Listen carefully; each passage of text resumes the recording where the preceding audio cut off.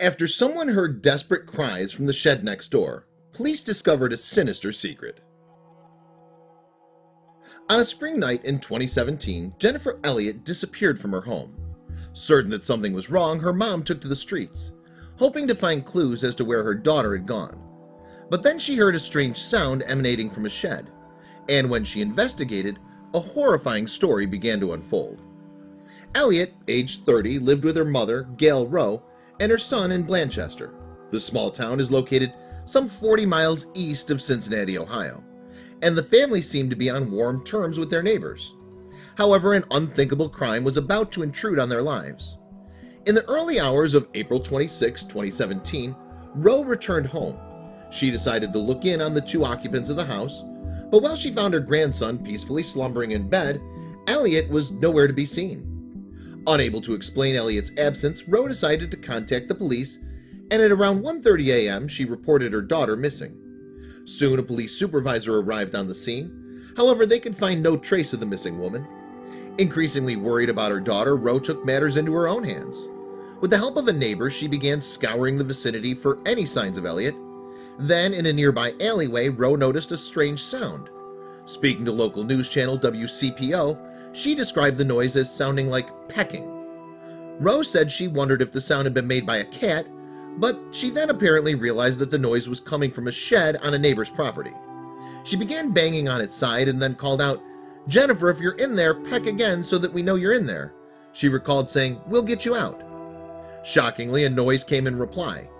For Rowe, it was enough to notify the authorities. And while she was on the telephone to police, she apparently heard weeping begin to emanate from the shed. When an officer arrived, however, they discovered that the structure was locked shut. Eventually, the officer was able to break into the shed with a crowbar. Inside, they apparently discovered that someone had dug a hole beneath the structure. Once they'd worked their way through the floor, they reportedly discovered Elliott crammed into a pit just 2 feet across and a little over 3 feet deep. A piece of wood covered the pit and had been weighed down with a selection of heavy items, it was reported. By the time that the officer rescued the terrified woman, she was reportedly unable to speak. It seemed like she was experiencing an epileptic seizure, her rescuers later noted. If Rowe hadn't discovered Elliott, she said, her daughter would have been unlikely to have made it out of the situation alive. "If we wouldn't have found her, she'd be dead," she told WCPO. Though Elliott wasn't showing any obvious signs of physical injury, she was taken to Clinton Memorial Hospital in nearby Wilmington.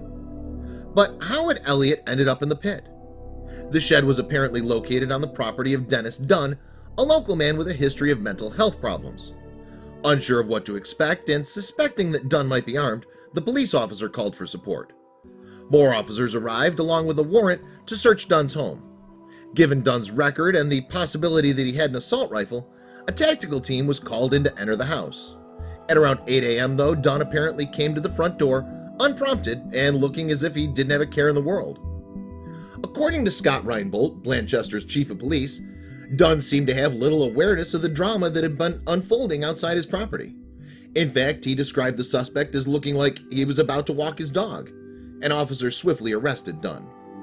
With Dunn in custody, it soon emerged that this wasn't the 45-year-old's first encounter with Elliott.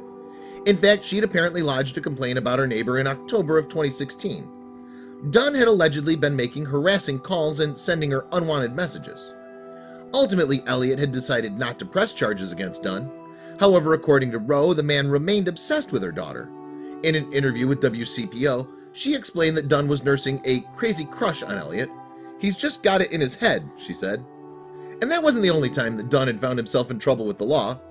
His record apparently showed drug dealing arrests dating back as far as 2007, as well as a number of other charges. Furthermore, one weekend, just weeks before the kidnapping, Dunn had contacted police on multiple occasions, reporting that intruders were trying to enter his home, though no one could be found at the scene. Later in the weekend, neighbors called the police to report Dunn, who was spotted outside his home brandishing a gun. After this incident, he was taken to a nearby hospital to have his mental health evaluated. 2 days later, he was released. Even before the kidnapping, Police Chief Reinbold said he had observed that Dunn's condition was evidence of a poor state of psychiatric care in Ohio. Meanwhile, Rowe grew suspicious that Dunn might have assaulted her daughter before. Elliott had apparently gone missing in 2016, though she was eventually located in the backyard. The incident remained shrouded in mystery. Elliot had had a seizure, which had left her unable to fully recall the incident. However, she gradually regained some memories of what had happened, and she recalled being attacked from behind. For Emily No, a friend of Dunn who lived nearby, the incident came as a shock. "He's played with my kids. I've watched his house for him, watched his dogs for him. I've hung out with him for hours on end," she told the Wilmington News Journal. "Not in a million years could I see him do this." On May 4th, 2017, Elliot testified in court that Dunn had confessed his love for her before leaving her trapped inside the tiny pit. With his bail fixed at $1 million, the suspect was set to face charges of kidnapping in front of a grand jury.